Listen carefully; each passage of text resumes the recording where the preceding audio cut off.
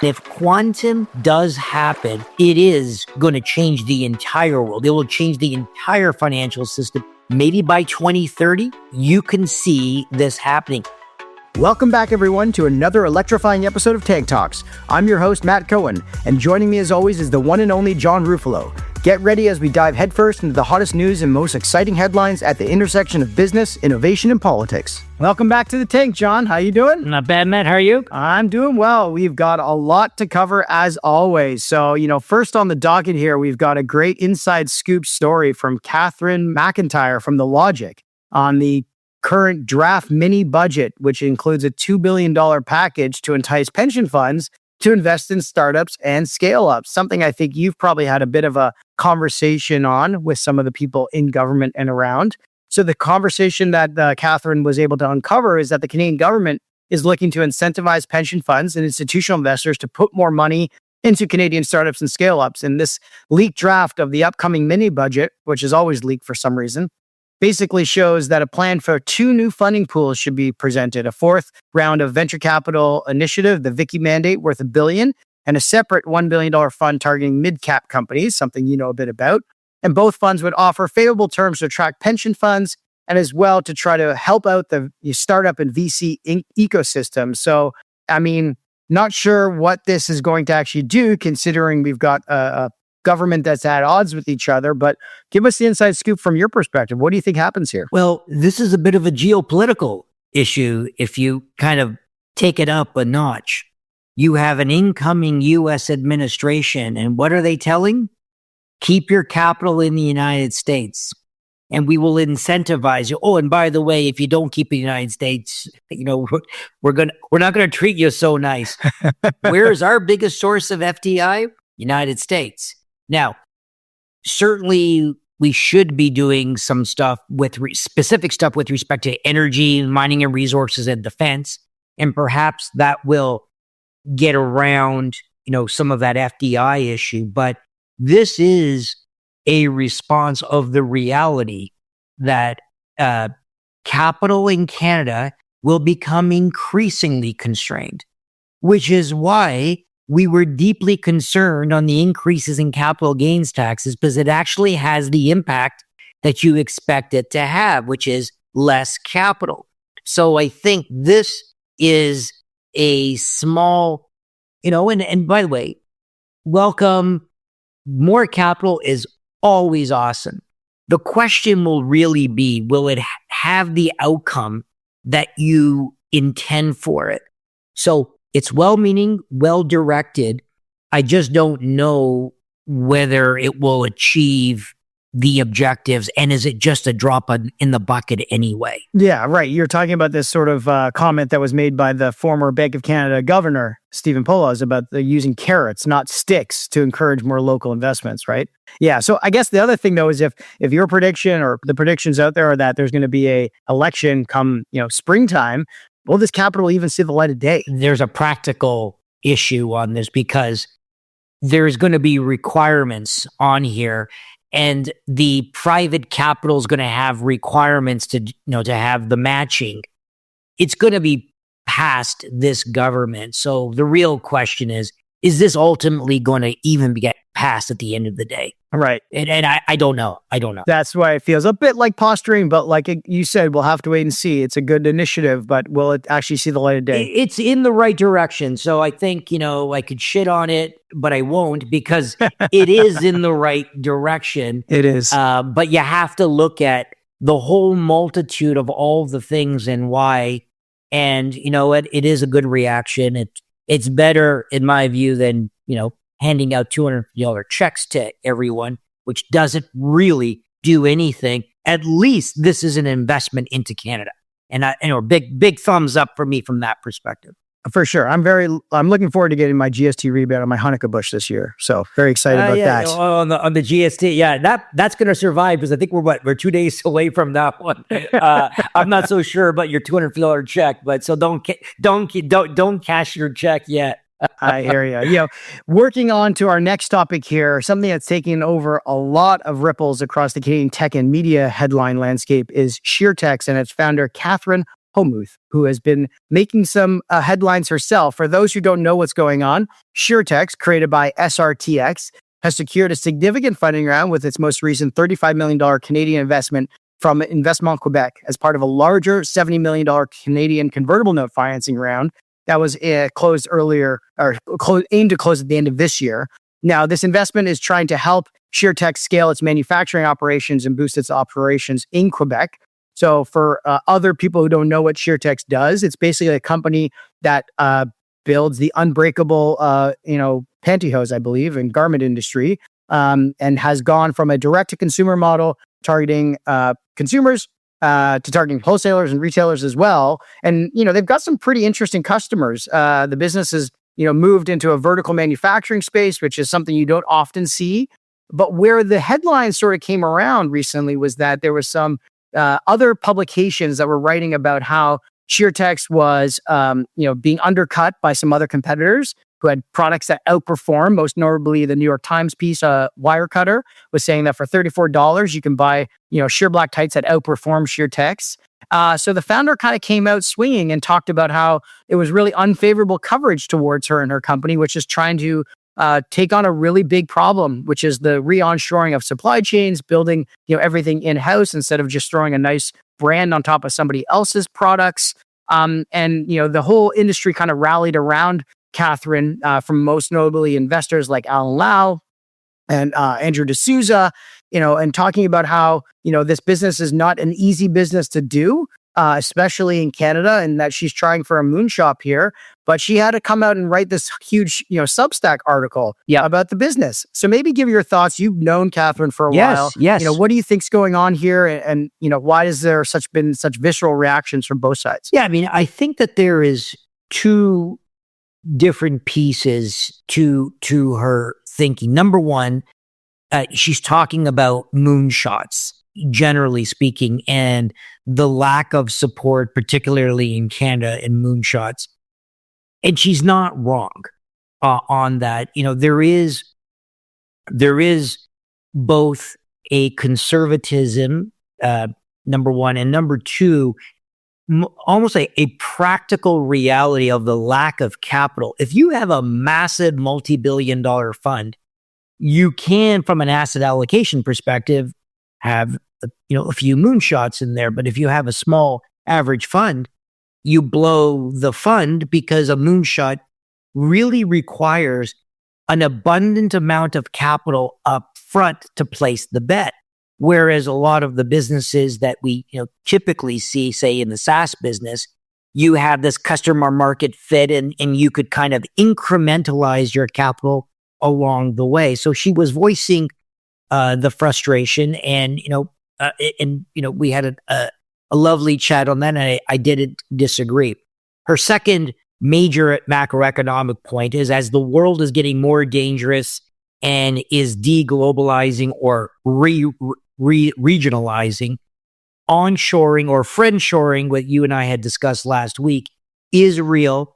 The United States is really taking it, very seriously. Canada less so, and she's basically acknowledging, where is this stuff happening here in Canada? And again, it probably is not happening at the level that we should see it. So those macroeconomic points, I'm in full agreement. And, as an investor, it is an area that we spend a huge amount of time. Matt, some of the stuff that we've been doing, and we're trying to play some big bets on that, but it's not easy, certainly. The second part of the argument was a little bit more personal. And I think it was in her frustration on, she's made tremendous progress. A few years ago, it was costing $100 to make the tights. She's down to $13 and has an intention to go to $5. So she sees this 87% improvement, and yet is feeling that she can't make the requisite investments required in order to get to the 5. And she is being forced from an incremental perspective. And part of the challenge too, and you just saw, on Wirecutter, the way the article was written, it was like, well, we really don't care about, the the incredible material. These nylons on the competitor were more comfortable and looked better. And this is back to the old Microsoft Apple. Is it good enough, or does it need to be the best? And I think that was a little bit of the frustration, saying, come on, guys, like we got the best, and how come you're looking at good enough? So I think that there was some personal frustration. And you know what? And a good entrepreneur is, this is not an easy job. And I think she was, I think where a lot of the support really did coming in is how tough it is to be an entrepreneur and the outpouring of support. And, someone like an Alan Lau who went through the same damn thing, and I was there for the ride for them. It was tough every day. He ended up with a great result, but it was tough. And that stress is not easy. And that's why I am sympathetic, like crazily, when there is a win. For God's sake, celebrate these goddamn wins, because they're so hard.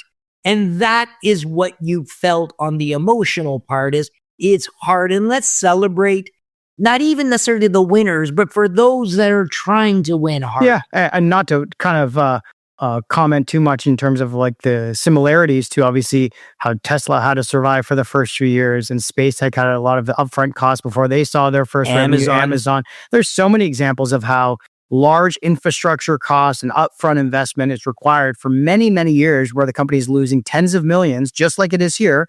Katherine says she's company is losing about 30 million a year while trying to prove out demand. But hey, congratulate somebody who's been able to take something from $100 plus down to $13 and aiming for $2.50 as they prove out this demand, problem for 10 million units. It's really freaking hard while also building new technologies. So, kudos to her. I wish them the best, and hopefully they get the support they deserve. And you're right. The media here needs to be a little bit more open-minded to not everything is very black and white when it comes to either success or not success. You can have success in the long term, versus in the short term, it can be really unsuccessful. I mean, think about the Uber business model. That was a very unsuccessful business for a they just became cash flow break even as a public company after 5 years.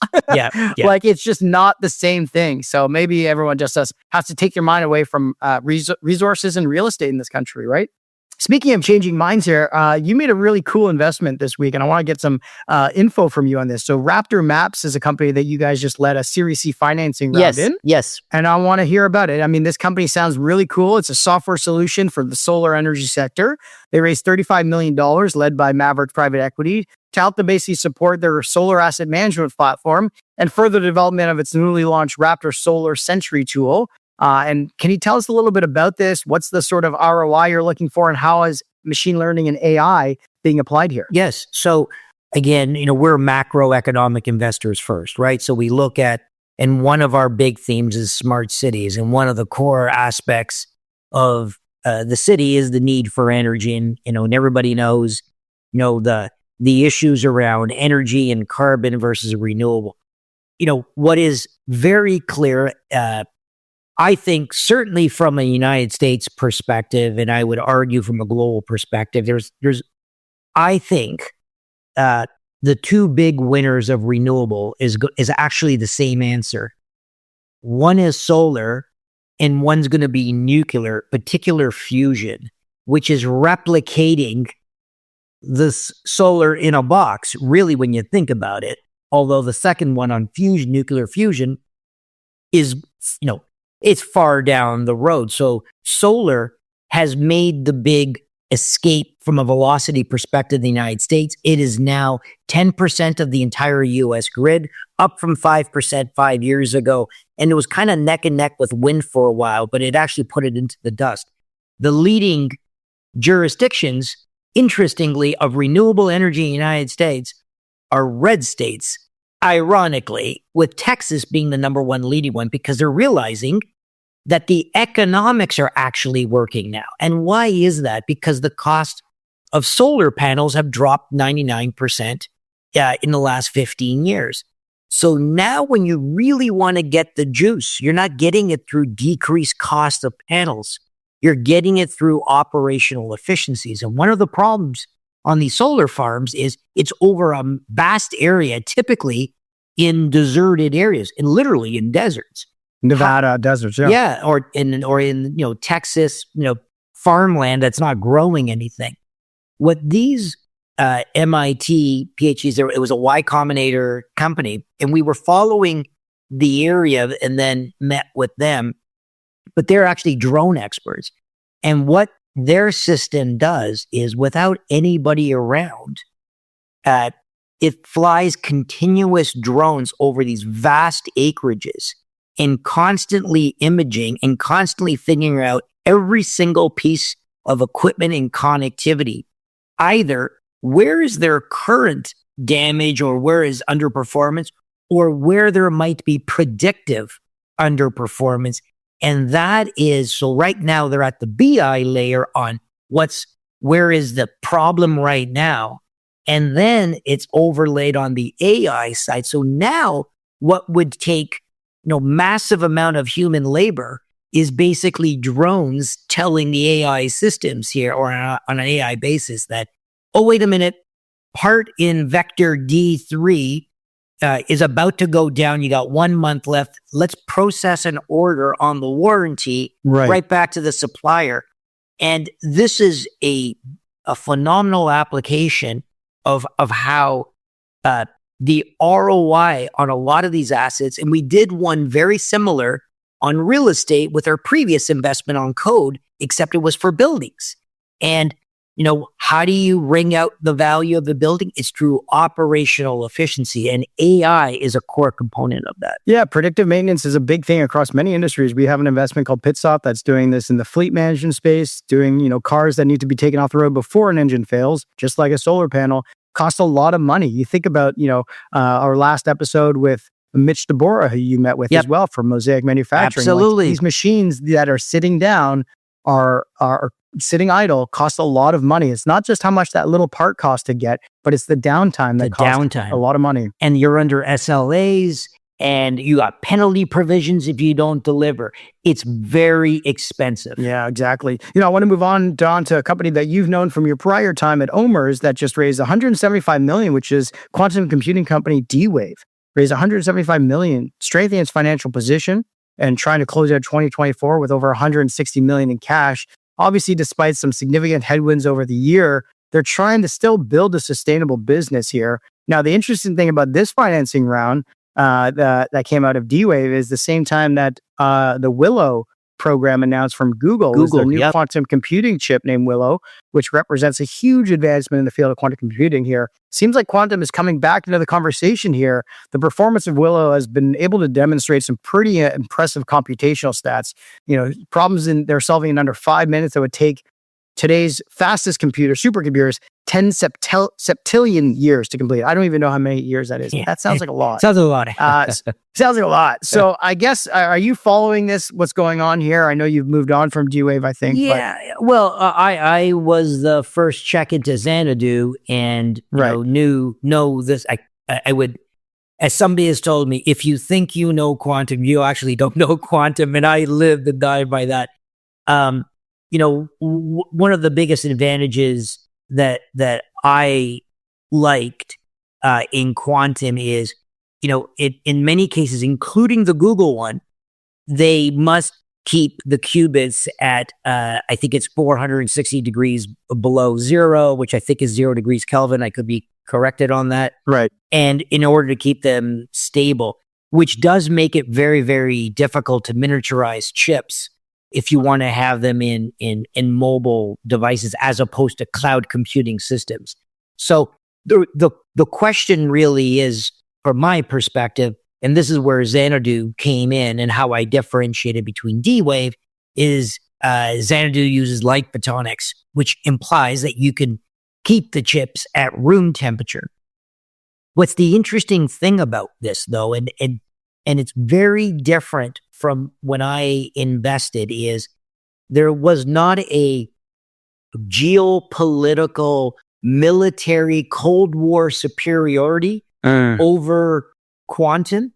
What it feels like to me when I invested in it, it really was a moonshot at the time. It doesn't feel like a moonshot right now. Right. You feel that this thing, maybe by 2030, you can see this happening. And if quantum does happen, it is going to change the entire world. It will change the entire financial system. So the stakes are so high. So good for the investors, doing D-Wave, but the competition has really started to inch up. Yeah, it is interesting that they're still getting capital like that, investing in the company with all this, advancement happening around them. So kudos to them. Something I don't know if you caught in the information this week that I want to get your take on is these SPV firms that are popping up, mostly down in the US, who are buying shares in other groups' SPVs. They're called double layer SPV, special purpose vehicles, that are basically putting together opportunities to invest in other people's SPVs. And this is happening now at a firm in Miami, of course, called Sandhill Road Technologies, that are offering opportunities to invest in SpaceX, as well as OpenAI. And so I don't even know how this is possible, but basically people are putting together these packages to allow individual investors to pay a much higher price than what the current institutional investors are paying because of all the fees that are associated with it on somebody else's SPVs that are owning them. So they're second layer SPVs. This sounds like the tranches that we saw in like the mortgage crisis, triple B class. Leave it to the Americans to come up with innovation in finance, and some of it is just shit. It feels like the SPACs. Remember there was SPACs investing in other SPACs, or for fun. Like come on, guys. So here's what I would say that people just have to be aware of in any type of secondary transaction that is very rampant. It's called these forward agreements. And what happens is when you want to sell shares as an employee, let's say at OpenAI, but there's no ability to sell your shares because the board doesn't approve it, you have to pass something called ROFR. What employees sometimes do is they go to these firms and either do a forward sale agreement where they're like, hey, I have taxes to pay. Can you give me the cash now? I'll pay for the taxes. I keep a portion of the ownership and I'll split some difference with you for the gain on it whenever I sell with it. But sometimes people will do these forward agreements versus owning the shares outright. And you don't know how many times that people have entered forward agreements. You can go into multiple types. It's totally opaque. It's opaque. And so if you have one forward agreement with one employee, that employee could have 5 others. So who owns the rights to those shares? I mean, if the employee runs off with the cash, you're going to go to court and try to solve this thing with the 5 other parties that have, that's where this stuff gets to get really sketchy. But when there's a lot of demand, people will come up with some pretty interesting topics. And the only other thing is, extract the fee layers in here, right? So somebody's taking a cut, every time you go down a layer. So this is why, for example, if you're an individual investing in a fund of funds investor, that fund is trying to get a discount on their investment in the ultimate fund. Otherwise, you're paying double layer of fees. And in many of these cases, it's the fees that actually erode your return, not the actual gross investment. So here in this case, I guess they're trying to monetize what they think is limited access. But on a lot of these things, man, I get so many requests for these secondaries all the time. I don't think that there is scarcity value the way it's being positioned. So we'll see. We'll see, John. Last thing is ServiceTitan IPO. It came out hot, priced at $71 a share. Stunned. Above its range, and hold on, it popped up to 101 a share, 42% increase above. So it got the stock pop that Bill Gurley always warns about, and put the company at around a $9 billion valuation, even now trading a lower close to $10 billion, right? So it's 10, it was 9.8. Successful IPOs are back. Well, okay, so number one, I completely missed this expectation. The forward multiple on this is what, 12, is it 12-ish times, or a bit above that, for a company that's growing, is it 18-20%? It's going fine, nothing off the charts. Look at its gross margin. For a software company, it's 70% gross margins. That's not a spectacular gross margin in that, and it's burning about 20% on the EBITDA margin line. And this has 11 or 12, I can't remember what it is now, twice forward. All I could just say is, I'm going to stick to my guns. I'm going to say, here's a short opportunity, and maybe I'm just being stubborn. I cannot believe, by the way, nothing wrong with the business. I was an investor in Jobber. I love that business. but this is not a $10 billion company. I am, somebody tell me I'm full of it and missing it. But I think what this does tell me is, boy, that IPO window just opened wide. I don't know how long it's going to be open, but Jesus, even like, and the evidence of the missed expectation is I don't know, was it Goldman Sachs or whoever did the original range, and it was actually a very fair range at $52 to $57 a share, based on all of the comps, based on the DCFs, and it was very fair. And you're telling me it's at 101 now. Okay. That is just insanity to me. So, well, you've got 180 days, John. I will call it out and look like the fool. 180 days for the lockup. Right. Okay, let's diarize 181 days and tell me what the hell happened, okay? So that takes us from December 12th to June 10th, and we'll see what happens until then. All right, and I'll look like the idiot that I'm sure. All right. All right, until next time, John. Thanks for joining us. Bye. Hey everyone, thanks for tuning in to another episode of Tank Talks. We hope you found today's conversation as insightful as we did. If you're enjoying the show, we've got 3 quick things to ask of you. First, hit that subscribe button on your favorite podcast platform so you never miss an episode, whether that's Apple Podcasts, Spotify, Google Podcasts, or YouTube. Next, follow us and stay up to date on upcoming episodes and behind-the-scenes content on social media with Twitter, LinkedIn, and Instagram. And lastly, share the love. If you found value in today's episode, share with a friend or colleague who'd benefit too. Your support helps us bring in more amazing guests and keeps the Tank Talks engine running. That's it for today. Until next time, keep disrupting and innovating.